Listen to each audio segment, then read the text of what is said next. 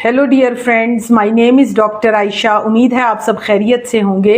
आज मैं यहाँ पर आपको नॉर्मल डिलीवरी के लिए टिप्स बताऊंगी। बहुत सारे पेशेंट्स हैं, वो कहते हैं कि डॉक्टर साहब हम नॉर्मल डिलीवर होना चाहते हैं और आप इसमें हमारी हेल्प करें। आमतौर पे पेशेंट्स जब ये हमारे पास आते हैं तो मैं हमेशा कहती हूँ कि वो बच्चियाँ जो नॉर्मल डिलीवरी चाहती हैं उनको स्टार्टिंग ऑफ द प्रेगनेंसी से ही डॉक्टर से रब्ता करना चाहिए, ताकि वो आप लोगों को गाइड कर सकें कि आप अपनी पूरी 9 मंथ्स में, पूरी प्रेगनेंसी में किस तरह से आप अपना टाइम गुजारें कि आप नॉर्मल डिलीवरी की तरफ जा सकें। याद रखें, जो सबसे इम्पॉर्टेंट चीज़ है वो आपका लाइफस्टाइल है, वो आपका वज़न है, वो आपके 9 मंथ्स हैं कि आप प्रेगनेंसी में किस तरह से गुजारते हैं। याद रखें कि सबसे पहले आपका वज़न बहुत इम्पॉर्टेंट है। कोशिश करें कि आप बहुत ज़्यादा, जब आपका वज़न ज़्यादा हो उस टाइम पे कंसीव ना करें। आप वेट को रिडक्शन के बाद, यानी कि वज़न कम करने के बाद हमल को प्लान करें, क्योंकि याद रखें कि हमल के दौरान 9 से 12 किलो वज़न बढ़ता है। अब आप खुद सोचें, एक बच्ची जिसका वज़न 80 या 90 किलो है तो वो ड्यूरिंग प्रेगनेंसी और डिलीवरी के टाइम पर आके वो 100 किलो से अबव हो जाएगी। नेचुरली जब वज़न ज़्यादा होता है उसमें और कॉम्प्लिकेशंस होने का ख़तरा होता है। तो याद रखें, वज़न मैटर करता है। कोशिश करें कम वज़न के साथ प्रेगनेंसी करें, ताकि जब आपको प्रेगनेंसी में जो आपका वेट गेन हो वो आपकी डिलीवरी पे असरअंदाज ना हो।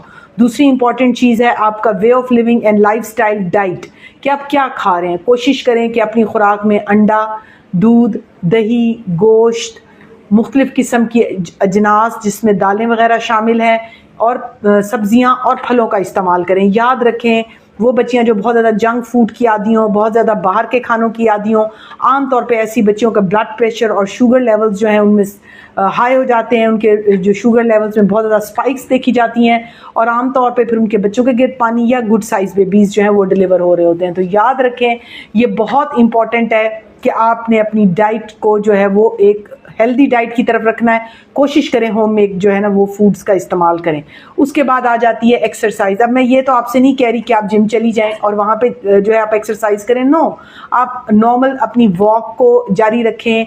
आधा घंटा वॉक बहुत बेहतर है। घर के काम करें, अनलेस अदरवाइज के डॉक्टर्स ने आपको, जैसे आवल नीचे है या कोई प्रीवियस हिस्ट्री है कि जिसमें आपकी आवल फट गई हो या आपके ब्लीडिंग का मसला हो, उस सूरत में आप आराम कर सकती हैं। अदरवाइज़ आप अपने नॉर्मल घर के रूटीन टास्क, जिनमें सफाई है, खाना पकाना है, बर्तन धोने हैं, या थोड़े बहुत कपड़े धो के जैसे उनको फैलाना है, तो ये एक नॉर्मल रूटीन टास्क है, ये आप कर सकती हैं। कोशिश करें कि ज़रूर करें, ताकि आपकी बॉडी जो है वो एक्टिव रहे, चलती फिरती रहे।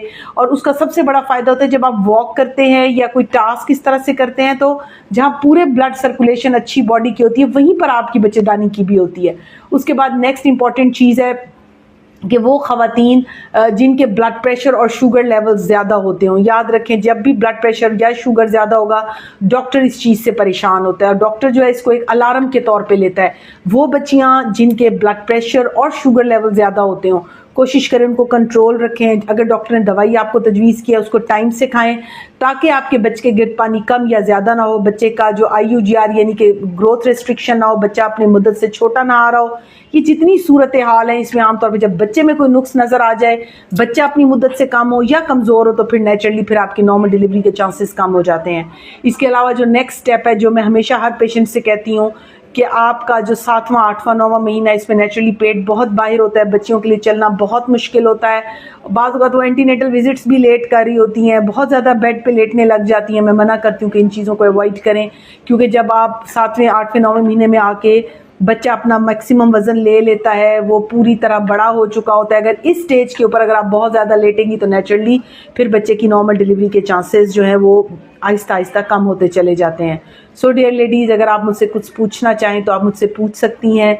ये एक बहुत अहम चीज़ है जिसका सब बच्चियों को पता होना ज़रूरी है। मैं हमेशा कहती हूँ अपने बेसलाइन टेस्ट कराएं, अपने ब्लड ग्रुपिंग, आपका blood CP, urine test, sugar का test, hepatitis B, C test. ये आमतौर पर 6 टेस्ट हैं जो लिखे जाते हैं। एक एनॉमली स्कैन लिखा जाता है, इसको ज़रूर कराएं। एनीमिया बच्चियों में नहीं होनी चाहिए, कोशिश करें खून की कमी ना हो। इन तमाम चीज़ों को फॉलो करें और फिर मुझे बताएं कि क्या आप नॉर्मल डिलीवरी में लैंड हुई। Thank you.